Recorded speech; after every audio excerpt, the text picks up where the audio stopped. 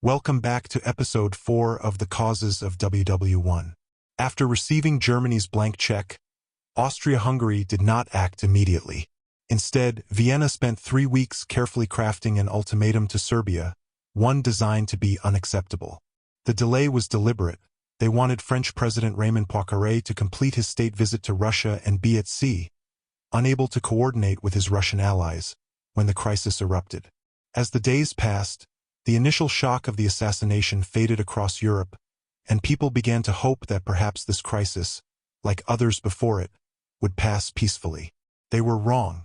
On July 23, 1914, Austria-Hungary delivered its ultimatum to Serbia. It contained 10 demands, most of which Serbia could accept, but one was designed to be intolerable. Austria-Hungary demanded the right to send its own officials into Serbia to suppress anti-Austrian activities and participate in investigating the assassination plot. This would violate Serbian sovereignty, essentially turning Serbia into an Austrian puppet state. Serbia was given just 48 hours to respond. The clock was ticking. On July 25, just before the deadline expired, Serbia delivered its response. In a masterful diplomatic move, Serbia accepted almost all of Austria's demands, appearing reasonable to international observers. But on the crucial point about Austrian officials operating in Serbia, they offered only to submit the matter to international arbitration. It was a clever response that made Serbia look conciliatory while still refusing the key demand. Austria-Hungary, which had never wanted acceptance anyway, immediately broke off diplomatic relations. War between Austria and Serbia now seemed inevitable. Russia faced an agonizing choice. To abandon Serbia would mean losing all credibility as protector of the Slavs and influence in the Balkans. But to support Serbia risked war with Austria-Hungary and Germany. On July 25, Tsar Nicholas II authorized preliminary military preparations. On July 28, when Austria-Hungary declared war on Serbia and bombarded Belgrade, Russia went further, ordering partial mobilization, calling up troops only in military districts facing Austria-Hungary, hoping to deter Vienna without provoking Germany. But the Russian military had a problem. Their mobilization plans were all or nothing. Partial mobilization would throw everything into chaos. Germany watched Russia's mobilization with alarm. On July 29, Germany sent an ultimatum to Russia demanding that it halt all military preparations within 12 hours. But by now, the Russian military was already shifting from partial to full mobilization, convinced that anything less would be military suicide. The Tsar wavered, even countermanding the mobilization order at one point, but his generals insisted that stopping now would leave Russia defenseless. On July 30th, Russia ordered full mobilization. The die was cast. Germany now faced the nightmare scenario, war on two fronts. On July 31st, Germany declared a state of threatening danger of war, and sent ultimatums to both Russia and France.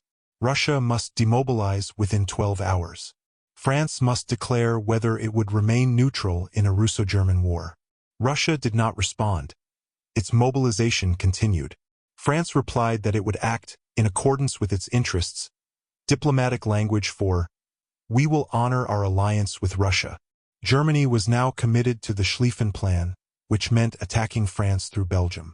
On August 1, 1914, Germany declared war on Russia. The German ambassador in St. Petersburg delivered the declaration personally to the Russian Foreign Ministry. That same day, Germany began its own mobilization, and France ordered full mobilization as well. The Continental War had begun, but one crucial piece remained: Britain. Would the island empire honor its moral commitment to Belgium and its informal understanding with France? Or would it stay out, as some in Germany hoped? On August 2nd, Germany delivered an ultimatum to Belgium demanding free passage for German troops through Belgian territory, promising to respect Belgian sovereignty and compensate Belgium after the war. Belgium, whose neutrality had been guaranteed by all the great powers including Germany, refused. King Albert I declared that Belgium was a nation, not a road. On August 4th, German troops crossed the Belgian frontier. The Schlieffen Plan was in motion. Belgium's invasion gave Britain the clear-cut reason it needed. On August 4th, British Foreign Secretary Sir Edward Grey sent an ultimatum to Germany, Withdraw from Belgium by midnight, or Britain would declare war. Grey famously remarked that evening, "The lamps are going out all over Europe. We shall not see them lit again in our lifetime."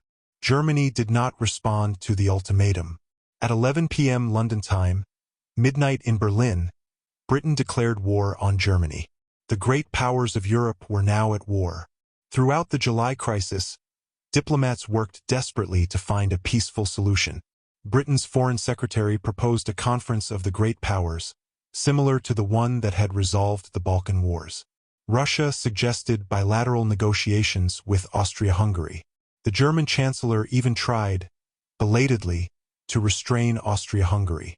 But each effort failed, undermined by the rigid alliance system, by military mobilization timetables that created their own momentum, and by leaders who believed their honor and vital interests were at stake. In the end, no one wanted a continental war, but no one was willing to make the concessions necessary to prevent it. And so, in just 6 weeks, from an assassination in Sarajevo to declarations of war across the continent, Europe had descended into catastrophe. The war that everyone expected to be short, over by Christmas, they said, would instead drag on for 4 terrible years.